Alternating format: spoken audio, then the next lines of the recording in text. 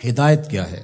ہیا اراۃ الطریق، ایک تو ہے راستہ دکھلانا، جس کو راہ نمائی کہتے ہیں، نمودن سے دکھانا۔ کسی نے پوچھا کہ میں نے فلاں جگہ پہ جانا ہے، تو ہم نے کہا یہاں سے سیدھے باہر نکل جانا، دائیں بائیں آگے بائی پاس آئے گا، تو آپ یوں ادھر ہو جانا۔ یہ ہے اراۃ الطریق، راستہ دکھلا دینا، راستہ بتلا دینا۔ اس میں بھٹکنے کے امکان موجود ہے، تھوڑی سی غلطی لگ گئی تو آپ اور سمت بھی نکل سکتے ہیں۔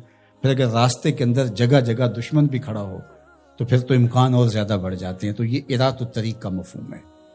اور ہدایت کا دوسرا مفہوم ایصال الی المطلوب، منزل تک دستے کرم سے پکڑ کے پہنچا دینا۔ تو یہاں دوسرا معنی ہے، اس لیے علماء نے اس کا معنی کیا مجھے سیدھی راہ پہ چلا۔ مطلب کیا کہ سیدھی راہ تو میں دیکھ چکا ہوں، لیکن قدم قدم پہ شیطان اور نفس موجود ہیں جو میری راہ بھٹکا دیں گے۔ مالک تو دستے کرم بڑھا اور مجھے منزل پہ پہنچا دے۔ اللہ اکبر۔ تو یہ ہے ایصال الی المطلوب۔ تو ہدایت کا یہ مفہوم، اور یہاں ہدایت سے مراد وہ ہدایت جو پیغمبروں کے ذریعے سے، کتب کے ذریعے سے اللہ تعالیٰ نے حضرت انسان کو دی۔ ایک فطری ہدایت ہے، جبلی ہدایت، اور وہ اللہ تعالیٰ نے انسان کیا جانوروں کو بھی دی ہے۔ وہ بطخ کا بچہ بھی جب انڈے سے نکلتا ہے تو وہ کسی سے تیرنا سیکھتا نہیں ہے، وہ خود چھلانگ لگا دیتا ہے اور تیرنے لگ جاتا ہے۔ یہ جبلی اور فطری ہدایت اللہ نے اس کو القاء رکھی ہے۔ بچہ پیدا ہوتا ہے تو اس کی زبان ہوتی ہے، بولنا نہیں جانتا، وہ آ کے سیکھتا ہے۔ ہاتھ ہوتے ہیں، پکڑنا نہیں جانتا، آ کے سیکھتا ہے۔ قدم ہوتے ہیں، چل نہیں پاتا۔ سنتا ہے، سمجھ نہیں پاتا۔ دیکھتا ہے، پہچان نہیں پاتا۔ یہ ساری چیزیں تدریج سے سیکھتا ہے۔ لیکن بچے نے ماں کی چھاتی سے دودھ کیسے لینا ہے تو یہ اس کو جبلتاً بتایا جاتا ہے، چونکہ اس کی پہلی ضرورت ہے، باقی چیزیں وہ آ کے سیکھتا ہے۔ اسی طرح خیر اور شر، یہ بھی اللہ تعالیٰ نے القاء کیا انسان کو۔ پیغمبروں نے آ کے راستے اجالے، لیکن اچھائی کیا ہے، برائی کیا ہے، یہ انسان کو پتہ ہے۔ کسی کو تھپڑ مارنا بری بات ہے، یہ کہیں سے اس نے نہ بھی پڑھا ہو، کسی نے استاد نے نہ بھی بتایا ہو، یہ اس کا ضمیر بتاتا ہے کہ یہ غلط ہے۔ تو خیر اور شر یہ اندر تمہارا بتاتا ہے، یہ فطری اور جبلی ہدایت ہے۔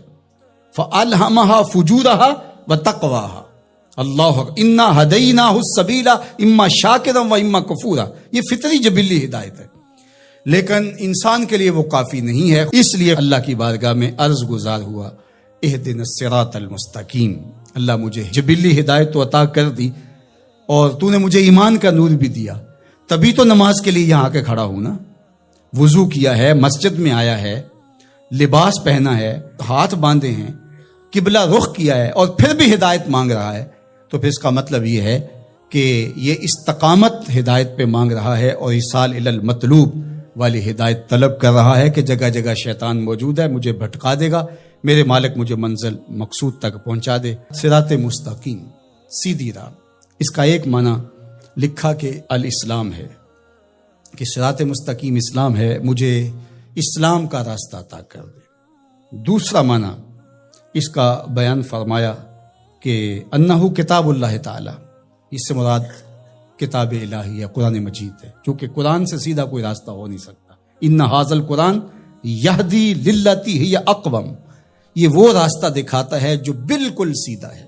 قرب قیامت کے فتنوں کا ذکر جب ہوا تو حضرت علی نے حضور سے پوچھا کہ حضور پہ بچنے کی صورت کیا ہے، تو برجستہ کہا اللہ کی کتاب قرآن مجید۔ تیسرا معنی انہ الطریق الہادی الی دین اللہ تعالی، یہ اللہ کے دین کی طرف جو راستہ ہے، وہ راستہ اللہ کے حضور اتنی تمہید کے بعد مانگا گیا تاکہ میں خیر کی راہوں پہ رہوں اور میری مدد نصرت مالک تیرے کرم پہ رہے۔ یہ حضرت عبداللہ ابن عباس رضی اللہ تعالیٰ عنہ کا قول ہے، اور فرماتے ہیں کہ یہ وہ راستہ لا عوج فیہ ہے، جس میں کوئی ٹیڑھا پن نہیں ہے، مستقیم بالکل، اور یہ اعتدال کا راستہ ہے، نہ افراط کا راستہ نہ تفرید کا راستہ، یہ بالکل معتدل راستہ ہے۔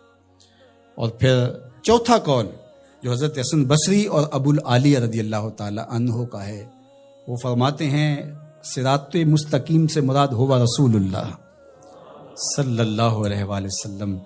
کہا کہ نمازی نماز میں کھڑے ہو کے ہاتھ باندھ کر کے کہتا ہے مالک مجھے محبوب کی دہلیز نصیب کر دے، مجھے محبوب کی چوکھٹ نصیب کر دے، کیونکہ اگر یہ در نصیب ہو گیا تو خدا کا گھر نصیب ہو گیا۔